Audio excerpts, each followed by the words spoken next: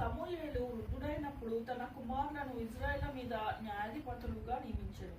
అతని జ్యేష్ఠ కుమారుని పేరు యోవేలు, రెండవ వాని పేరు అబియా. వీరు బెయేర్షెబాలో న్యాయాధిపతులుగా ఉండేది.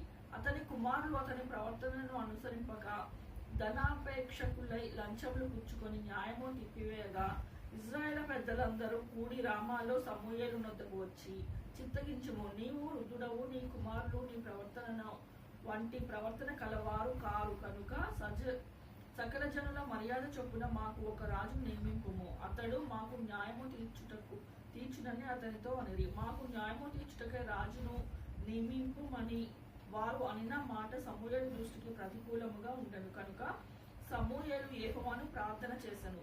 అందుకు యెహోవా సమూయేలునకు సెలవిచ్చినదేమనగా, జనులు నీతో చెప్పిన మాటలన్నీ ప్రకారము జరిగింపుము. వారు నిన్ను విసర్జింపలేదు, కానీ తమ్మును ఏలకుండా నన్నే విసర్జించి ఉన్నారు. వారు నన్ను విసర్జించి ఇతర దేవతలను పూజించి నేను ఐగుప్తులో నుండి వారిని రప్పించిన నాటి నుండి నేటి వరకు తాము చేయుచూ వచ్చిన కార్యములన్నింటి ప్రకారము వారు నీ ఎడలను జరిగించుచున్నారు.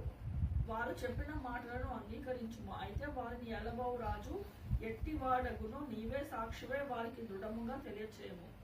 సమూయేలు తనకు రాజును అడిగిన జనులకు యెహోవా మాటలన్నిటిని వినిపించి ఇలాగున చెప్పాను, మిమ్మును ఏలబోవు రాజు ఎట్టివాడగుననగా అతడు మీ కుమారులను పట్టుకొని తన రథములను తోలుటకును తన గుర్రములను కాపాడుటకు వారిని ఉంచుకొనును.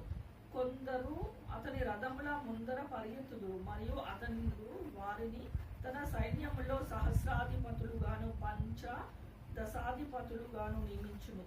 తన భూములు దున్నుటకు వాటి పంటలు కోయుటకును తన యుద్ధములకు తన రథములను సామానులను చేయుటకును వారిని ఏర్పరచుకును. మీ కుమార్తెలను భక్ష్యరాణిలుగా బోనకత్తెలుగా రొట్టెలు కాల్చు వారిని గాను పెట్టుకొను. మీ పొలములోను మీ ద్రాక్ష తోటలోను ఒలీవ తోటలోను శ్రేష్టమైన వాటిని తీసుకొని తన సేవకులకు ఇచ్చును.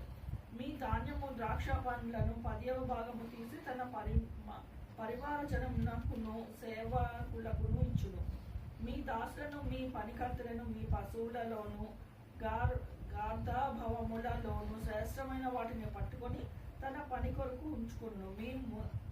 మీ మందర 10వ భాగము పట్టుకును. మీ మట్టుకు మీరు అతనికి దాసులవుదురు. ఆ దినమున మీరు కోరుకొనిన రాజును బట్టి మీరు మొరపెట్టిన యెహోవా మీ మొర వినకపోవును అనెను. అయినను జనులు సమూయేలు యొక్క మాట చెవిని పెట్టవెళ్ళనొల్లక అలాగున కాదు, జనములు చేయు రీతిని మేము చేయునట్లు మాకు రాజు కావలెను. మా రాజు మాకు న్యాయము తీర్చును. మా ముందర పోవచ్చు అతడే మా యుద్ధములను జరిగించుననిది. ఇశ్రాయేలు జనుల యొక్క మాటలన్నిటినీ విని యెహోవా సన్నిధిని వాటిని వివరించను. కనుక యెహోవా నీవు వారి మాటలు విని వారికి ఒక రాజు నియమింపమని సమూయేలునకు సెలవీయగా, సమూయేలు మీరందరూ మీ గ్రామములకు పొండని ఇశ్రాయేలులకు సెలవిచ్చారు.